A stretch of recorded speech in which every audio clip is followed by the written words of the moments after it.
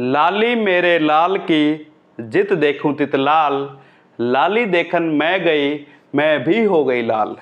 भारत के महान समाज सुधारक, भक्ति काल में संत काव्य धारा के प्रवर्तक, संत शिरोमणि, रहस्यवादी कवि, पाखंडवाद को आईना दिखाने वाले कबीरदास जी की आज जयंती है। आप सभी को कबीर जयंती की हार्दिक शुभकामनाएं। मैं डॉक्टर कुलदीप एक बार फिर से आपका हार्दिक अभिनंदन स्वागत करता हूं अपने YouTube परिवार में। इससे पहले वाली कक्षा में हमने पढ़ा था यूजीसी नेट का आपका जो पाठ्यक्रम है उसकी पहली इकाई हिंदी भाषा और उसका विकास। पहले वाली कक्षा में हमने प्राचीन भारतीय आर्य भाषाएं, मध्यकालीन भारतीय आर्य भाषाएं और आधुनिक भारतीय आर्य भाषाओं का जो विकास क्रम है उसके साथ साथ वर्गीकरण को समझने का प्रयास किया था। इस कक्षा में हम जितनी भी भाषाओं का विकास क्रम चल रहा है इनके साथ साथ उनकी जो विशेषताएं हैं, उनकी व्युत्पत्ति कहाँ से हुई, उनके बारे में चर्चा करेंगे। बहुत सारे विद्यार्थी तो ये सोच करके वीडियो को स्किप कर देते हैं जैसे ही उनको थंबनेल नज़र आता है यूजीसी नेट जेआरएफ कि ये तो हमारे काम की नहीं है, हमें यूजीसी नेट जेआरएफ से क्या मतलब है। मैं उनको कहना चाहता हूं, अगर आप किसी भी प्रतियोगी परीक्षा की तैयारी कर रहे हो, चाहे वो शिक्षक भर्ती है या कोई अन्य भर्ती है, डीएसएसबी, एनवीएस, केवीएस, इसके अलावा टीजीटी, पीजीटी, जितनी भी शिक्षक भर्तियां हैं, साथ में अन्य भर्तियां हैं, इनमें हिंदी भाषा एवं व्याकरण से संबंधित प्रश्न अवश्य पूछे जाते हैं। इसके अलावा भी जो कोई भी भर्ती परीक्षा की तैयारी नहीं कर रहा है उनके लिए भी ये कक्षाएं लाभप्रद है, क्योंकि हमने बचपन में स्कूल में यही पढ़ा था, यही सुना था टीचर्स के द्वारा कि हिंदी की जो उत्पत्ति है, हिंदी की जो माँ है वो संस्कृत है।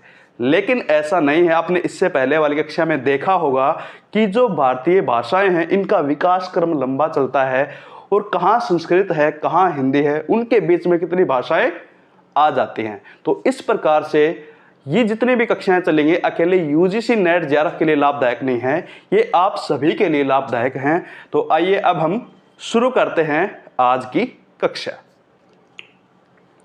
सर्वप्रथम आप ये देखो कि हिंदी भाषा और उसका विकास हमने जब पहले वाली कक्षा में चर्चा की थी, इसको 3 भागों में बांटा गया है भारतीय आर्य भाषाओं को। वो इस प्रकार से हैं।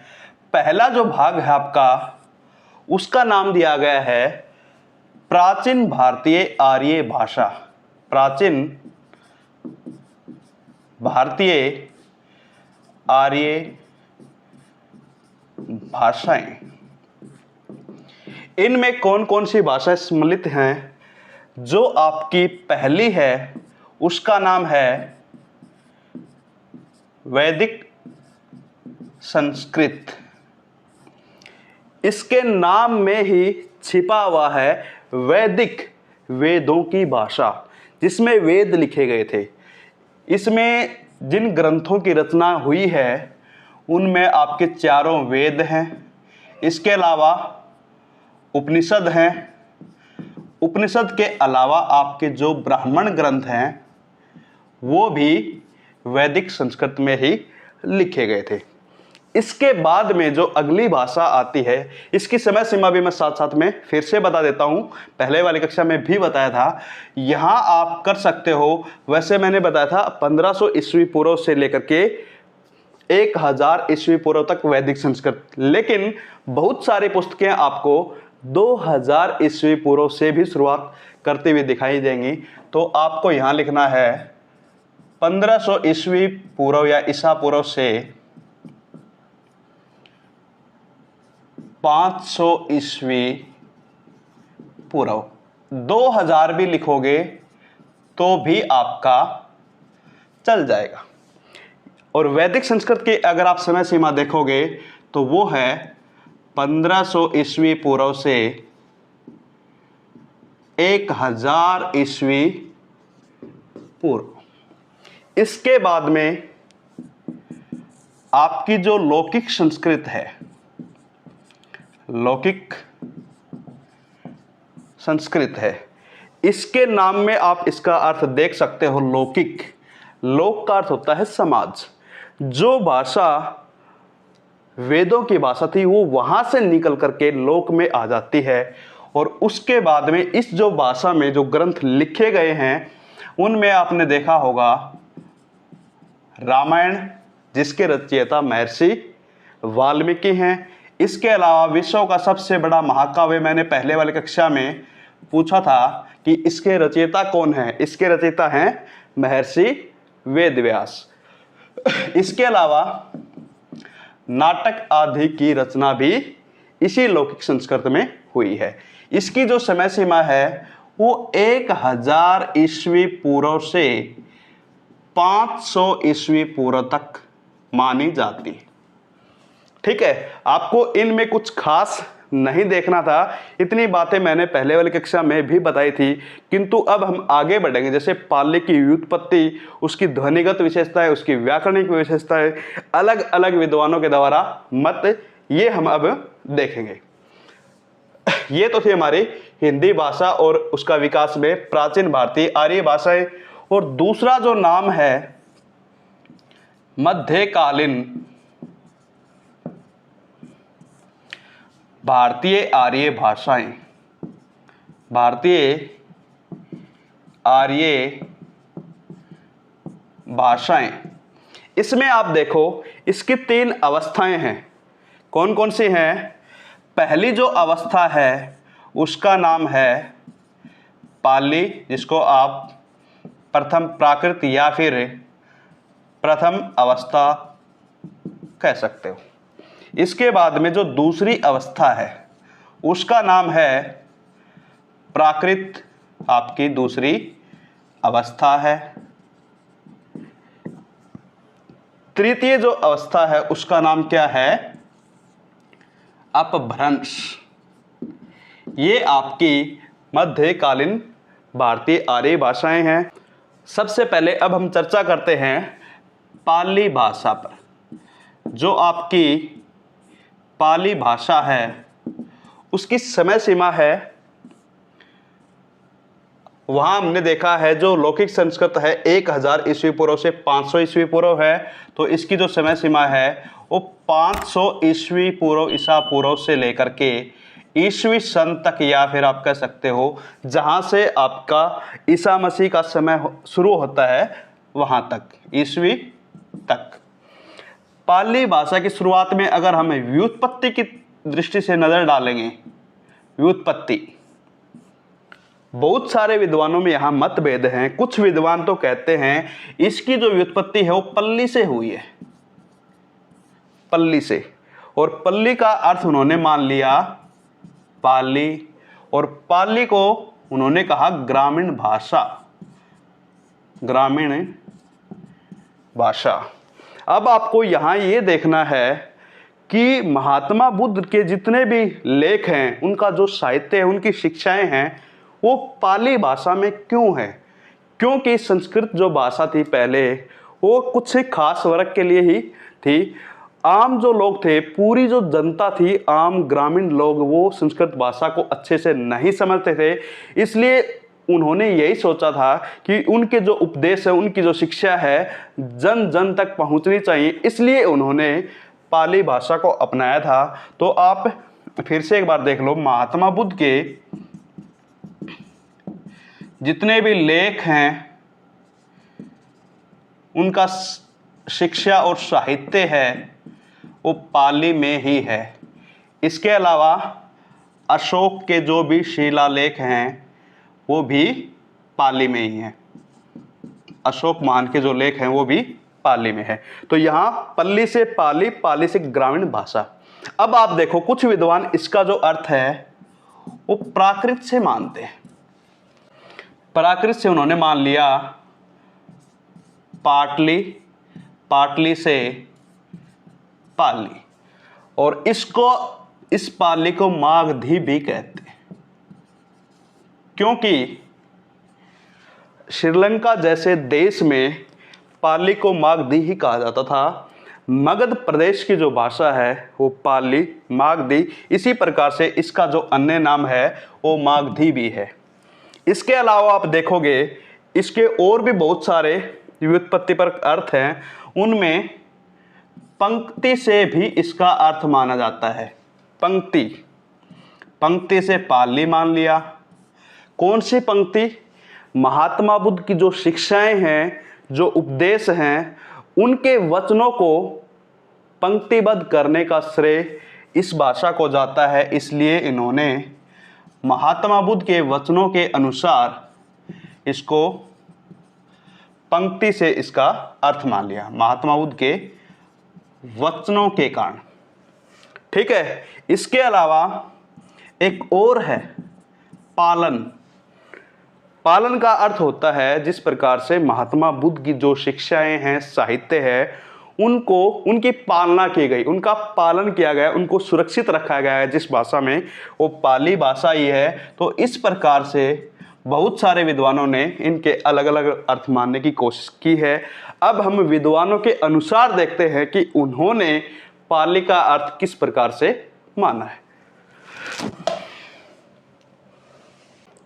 जो विद्यार्थी चैनल पर नए हैं उनसे निवेदन है कि वो चैनल को सब्सक्राइब जरूर कर लें, साथ में बेल आइकन को प्रेस कर दें ताकि नोटिफिकेशन आपको मिलता रहे।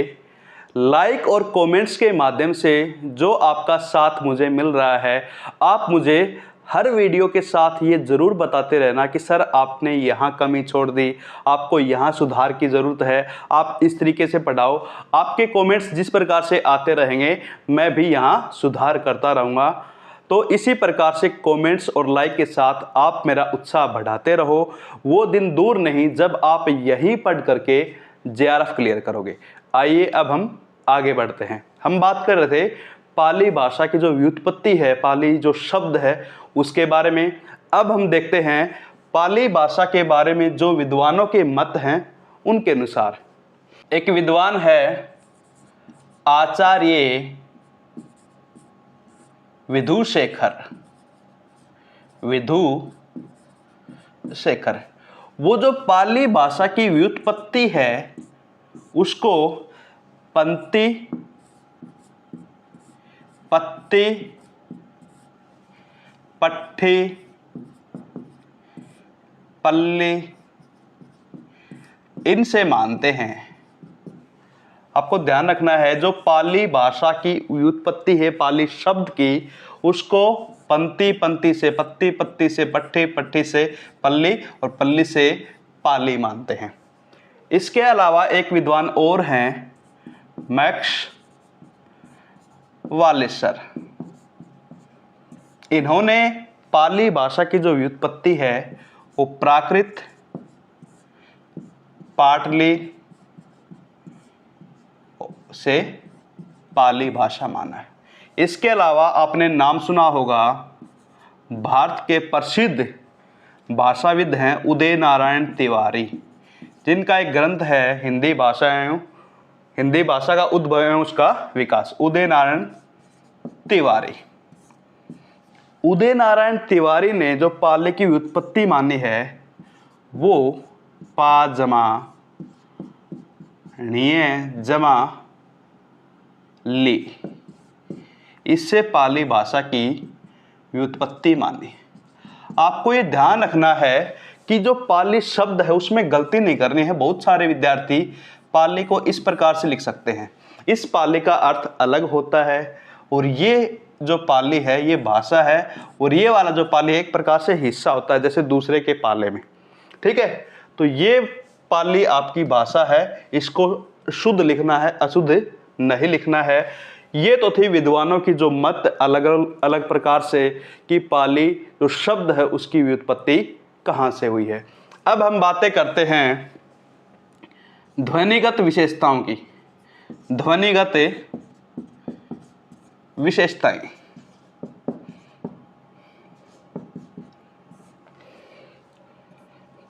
ध्वनिगत विशेषताओं में एक विद्वान है जिनका नाम है कात्यायन और उनके व्याकरण ग्रंथ का नाम है महाकात्यायन। ध्यान रखो, ये कात्यायन और उनके व्याकरणिक ग्रंथ का नाम है महाकात्यायन। उन्होंने पाली भाषा की जो ध्वनि मानी है उनमें स्वर की संख्या बताई 8। और व्यंजन की संख्या बताई 33। इस प्रकार से कुल जो वर्णमाला है पाली भाषा की वो हो गई 41। ठीक है, हमारे हिंदी में कितने हैं कुल वर्णमाला, इसका जवाब आपको कमेंट बॉक्स में जरूर देना। बिल्कुल आसान है, ये तो दे ही सकते हो। इसके अलावा एक विद्वान और हैं जिनका नाम है मोगलान। इन्होंने स्वर की संख्या 8 से बढ़ा करके 10 कर दी है और व्यंजन इतने ही माने हैं, तो इनकी जो संख्या हो गई कुल वो हो गई 43। तो यहाँ आप देखो, संस्कृत से पाली की तरफ हम बढ़ते हैं तो एक विद्वान आते हैं कात्यायन। उनका जो व्याकरण ग्रंथ है महाकात्यायन, उन्होंने स्वर की संख्या 8 मान ली, व्यंजन की संख्या 33 मान ली। और मोगलान है, इन्होंने स्वर की संख्या 8 से बढ़ा करके 10 कर दी और इनकी संख्या 43 कर दी। मैंने आपसे सवाल किया है हिंदी वर्णमाला में कुल जो वर्ण है उनकी संख्या कितनी है, इसका जवाब आपको जरूर देना है। आइए अब हम आगे बढ़ते हैं। कुछ अन्य जो व्याकरणिक विशेषताएं हैं पाली भाषा की वो भी आप देख लो। इसमें सबसे पहले आप यहाँ देखो, जो लिंग है संस्कृत में, लिंग कौन कौन से थे संस्कृत में? स्त्रीलिंग, नपुंसकलिंग, पुल्लिंग। तो यहाँ जो आपका नपुंसकलिंग था, नपुंसकलिंग, ये जैसे ही पाली भाषा में आया इसको खत्म कर दिया गया। यानी कि लोप की हम बात कर रहे हैं। जिन शब्दों का लोप हो चुका है संस्कृत में थे, जैसे ही पाली भाषा में आते हैं वो खत्म हो गए। वो कौन कौन से हैं? एक तो लिंग की हम बात की, तो पहले संस्कृत में हम बात करेंगे तो लिंग की संख्या थी 3 और पाली भाषा में लिंग की संख्या कितनी हो गई? 2। यहाँ संस्कृत का ध्यान रखना है। वो कौन कौन से हैं? स्त्रीलिंग, पुल्लिंग और नपुंसकलिंग। यहाँ नपुंसकलिंग खत्म हो गया आपका। इसके अलावा अगर आप वचन की बात करते हो, संस्कृत में 3 वचन है, एक वचन, द्विवचन, बहुवचन। यहाँ जैसे ही पाली में आए वचन की संख्या भी 2 हो गई और जो द्विवचन था वो खत्म हो गया, उसका लोप हो गया। इसके अलावा जो ध्वनियां हैं संस्कृत में श और श, उनकी जगह पे पाली में अकेले इस श से काम चलने लगा। जैसे हम लिखते हैं हिंदी में भी श, और स। अगर मान के चलो ये वाला श और ये वाला श है, इनके स्थान पे एक ही श से काम चल रहा हो तो कौन सी बुरी बात? तो पाली भाषा में अकेले इस श से ही काम चलाते थे। इसके अलावा कुछ और देखो यहाँ पे, तो यह शब्द, यह जो वर्ण है इसका बहुत ज़्यादा मात्रा में प्रयोग होने लगा। साथ में तत्सम शब्दों की जगह पे जो तद्भव शब्द थे उनका बहुत ज़्यादा प्रयोग होने लगा और देशज शब्दों का भी बहुत ज़्यादा प्रयोग पाली भाषा में होता था। तो ये तो थी पाली भाषा की व्युत्पत्ति और उनकी व्याकरणिक विशेषताएं।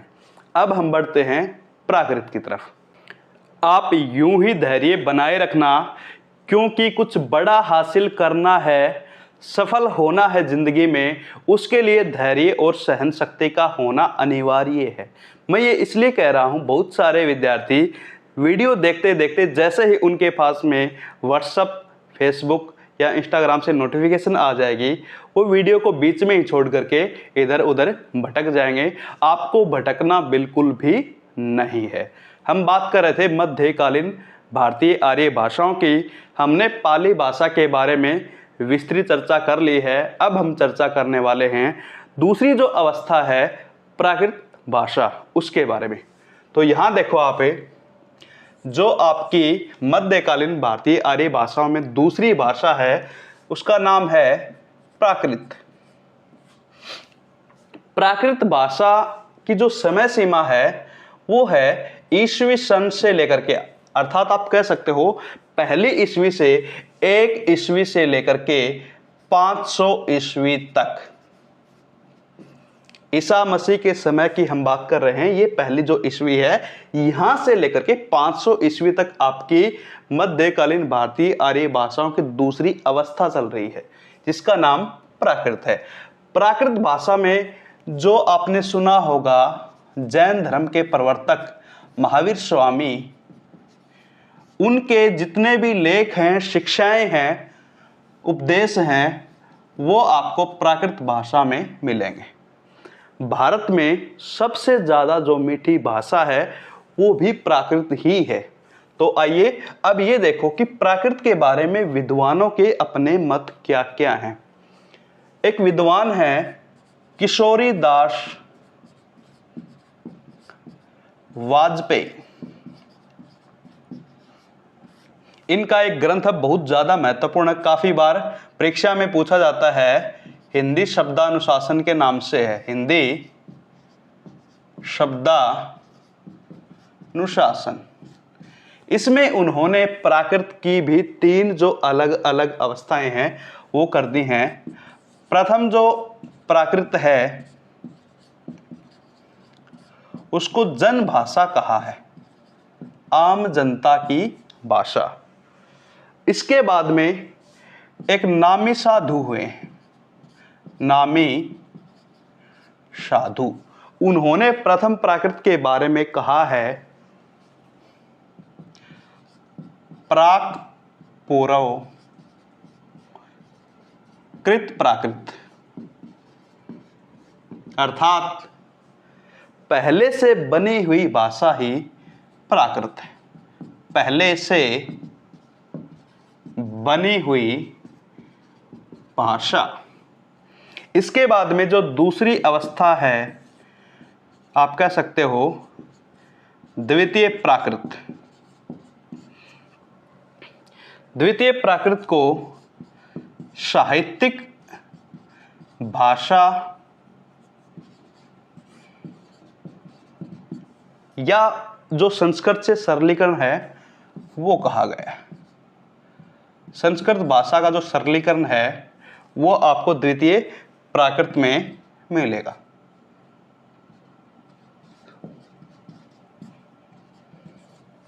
संस्कृत का सरलीकरण।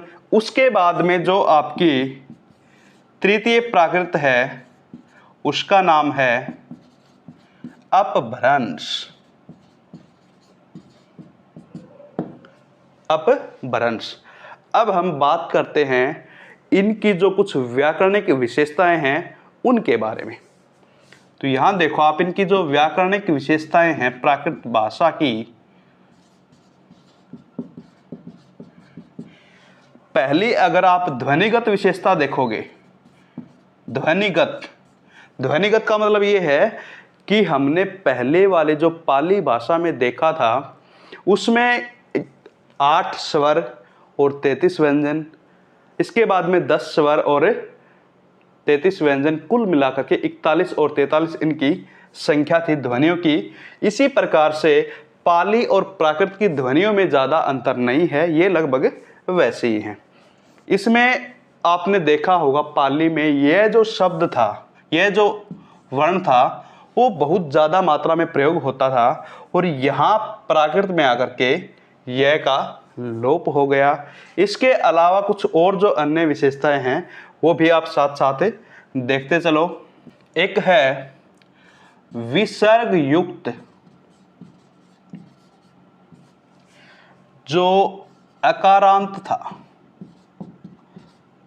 ऐसे जिसका अंत होता था वो ओकारांत में परिवर्तित हो गया, ओकार अंत में।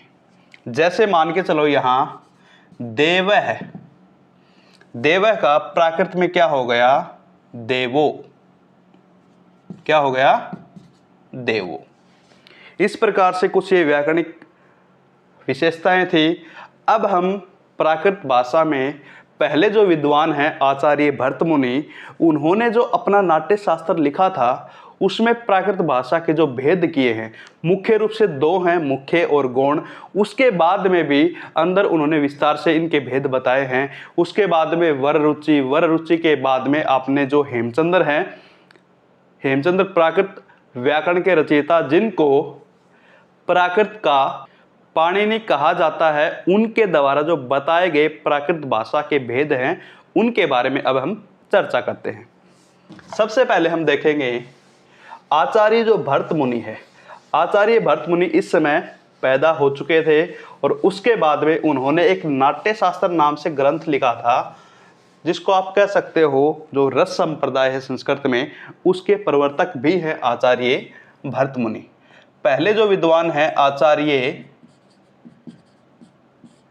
भरत मुनि, इन्होंने नाट्य शास्त्र नामक एक ग्रंथ लिखा था। उसमें प्राकृत के दो मुख्य भेद बताए हैं। पहला तो है मुख्य और दूसरा गौण। मुख्य में इन्होंने जो प्राकृत भाषा का पहला भेद किया है वो आप कह सकते हो यहाँ पे मागधी है। दूसरा अर्धमागधी, तीसरा प्राच्या, चौथा अवंती, पांचवा सुरसेनी और छठा जो है वो है दक्षिणतया। इस प्रकार से आचार्य भरत मुनि ने प्राकृत भाषा को दो भागों में बांट दिया है, मुख्य और गौण। मुख्य में मागधी, अर्धमागधी, प्राच्या, अवंती, सुरसेनी और दक्षिणतया बताया है। ये जो मैं भेद है आपको एक शॉर्ट ट्रिक के माध्यम से समझा दूंगा, जितने भी आने वाले और अन्य विद्वान हैं आपको आसानी से समझ में आ जाएगा कि इनको आप कैसे याद रखोगे। इस प्रकार से हम अब बढ़ जाते हैं गौण की तरफ। गौण में आप देखोगे तीन इसके नाम हैं। पहला है आभारी, आभीरी, दूसरा है चांडाली और तीसरा है वनचेरी। इस प्रकार से गौण जो रूप हैं प्राकृत भाषा के आभीरी, चांडाली और तीसरा नाम इन्होंने दिया है वनचेरी। हम अब देखेंगे आचार्य भरत मुनि के बाद में एक और अगले विद्वान हैं वररुचि। वररुचि भी बहुत ज़्यादा प्रसिद्ध हैं। इन्होंने जो प्राकृत के भेद बताए हैं वो हैं SP MM। SP जैसे आपके कोई गांव में है, SP MM के नाम से। यहाँ देखोगे S से बनेगा शोरसेनी, P से बनेगा आपका पैशाची और M से बनेगा मागधी। अगले M से बनेगा महाराष्ट्री। इस प्रकार से आप देख सकते हो जो वररुचि ने बिल्कुल आसान से इनके भेद बताए हैं।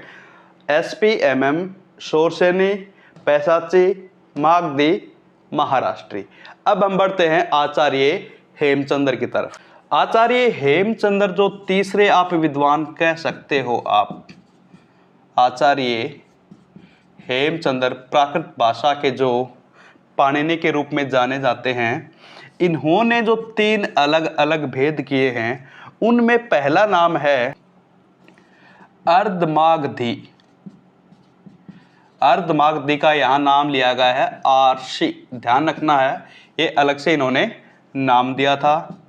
और दूसरा जो नाम यहाँ पर है चुलिका, जिसको पैशाची कहते हैं। एक हमारे संस्कृत के विद्वान हैं आचार्य दंडी, उन्होंने चुलिका को भूत भाषा कहा है, भूत भाषा कहा है। और तीसरा जो भेद इन्होंने बताया है अपभ्रंश। इस प्रकार से प्राकृत भाषा को आपको अच्छे से समझने के लिए बिल्कुल एक शॉर्ट सा ट्रिक है, वो ध्यान रखना है। SP मैम, जैसे आपके आसपास में आप जिस शहर में रहते हो, जिस गांव में रहते हो, आपकी गांव में या शहर में एसपी कोई मैम है, आपको बस इतना याद रखना है, एस से ध्यान रखना है। पहली जो आपकी भाषा है वो शोरशेनी है, और दूसरी पी से पैसाची है, एम से मागधी है, ए से अर्धमागधी, और एम से महाराष्ट्री। इस प्रकार से प्राकृत भाषा के जो भी अलग अलग विद्वानों के मत हैं, जो इसकी व्युत्पत्ति है, व्याकरणिक की विशेषताएं हैं, इसमें एक विशेषता और रह गई, वो भी मैं आपको बता देता हूँ। प्राकृत भाषा में द्वित्वकरण की प्रधानता रही है। द्वित्वकरण में आप देखोगे, जैसे